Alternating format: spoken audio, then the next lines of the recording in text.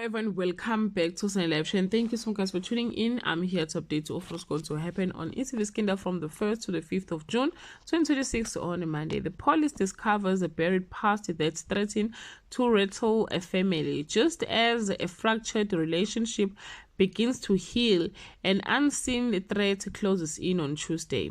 Pieces of the puzzle start to slot together to form a very disturbing picture. Ntuthuko's loved ones are in high demand intentionally.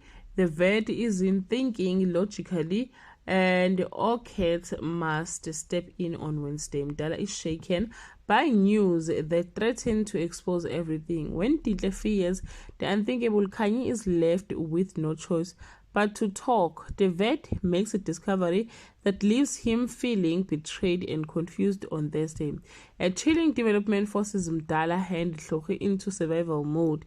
Mr. Malaza throws a bait for Kaugelo or Halalelo and rocks the love's boat on Friday. Cohen such turns up something far too interesting to ignore.